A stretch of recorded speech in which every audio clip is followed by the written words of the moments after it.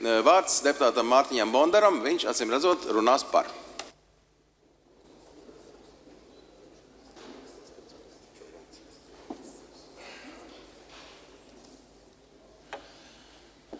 Daudzis kungs, cienītās kolēģis, godātie kolēģi, es aicinātu jūs atbalstīt mūsu priekšlikumu nodot jautājumu par Ziemeļāfrikas un Tuvo Austrumu bēgļu uzņemšanu Latvijā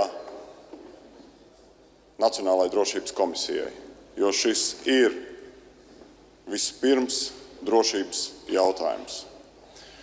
Un Nacionālā drošības komisija varētu palīdzēt valdībai labot tās sekas, kuras ir radušās valdības neveiksmīgās komunikācijas rezultātā. Kā jūs, kolēģi, atceraties, tad sākotnēji valdība runāja par to, ka Latvija uzņems 0 bēgļus, pēc tam 250 bēgļus, un tagad jau šī komunikācija ir pārvērtusies par to, ka Eiropas komisijas politika bēgļu jautājumā ir nepareiza. Viss tā rezultātā socioloģija rāda, ka lielākā daļa Latvijas iedzīvotāji ir pret bēgļu uzņemšanu, un vēl vairāk Latvijas iedzīvotāji netic, ka valdība bēgļu jautājumu spēj risināt.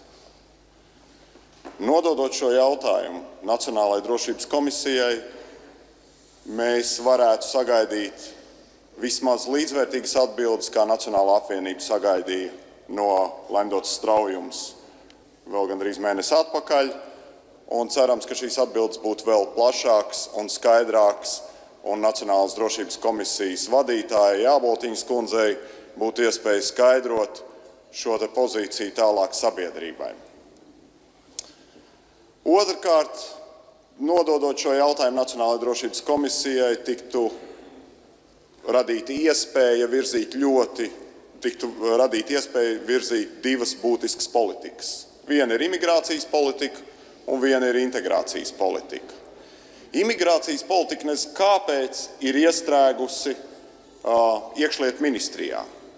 Vai nu tā ir iestrēgusi iekšlietu ministrijā jau gadiem tādēļ, ka viens no koalīcijas partneriem ir ļoti kategorisks attiecībā pret jebkādu imigrācijas politiku, vai nu šī imigrācijas politika ir iestrēgusi iekšlietu ministrijā, tāpēc, ka tas pēc būtības ir starpnozara jautājums. Bet nekad kā starpnozara jautājums tas nav ticis risināts. Un tāpēc drošības komisijas iespēja šo jautājumu pavirzīt, jeb precīzāk sakot, aizvirzīt līdz laimīgām beigām, būtu pietiekoši liela un nozīmīga un svarīga, jo bez šī jautājuma nav iedomājama nekāda bēgļu uzņemšana. Otra politika, kur būtu svarīgi pieņemt, ir integrācijas politika.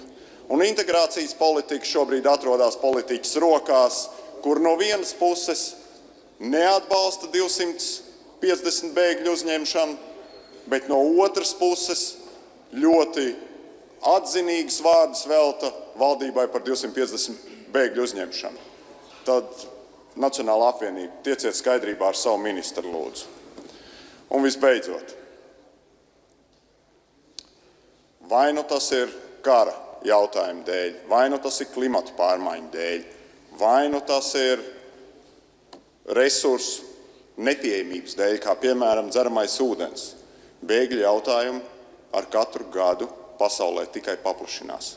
Un to mēs šobrīd redzam gan Eiropas Savienībā, to mēs redzam gan citās pasaules vietās un reģionos, un Latvija neizbēgami saskarsies ar šo jautājumu daudz plašākā apmērā un mērogā. 2017. gadā ir pašvaldību vēlēšanas, 2018. gadā nacionālās vēlēšanas, Saeimas vēlēšanas un 2019. gadā Eiroparlamenta vēlēšanas. Kolēģi, vai jūs patiešām gribat, lai šīs vēlēšanas dominētu no viena jautājuma – bēgļu uzņemšana vai neuzņemšana Latvijā?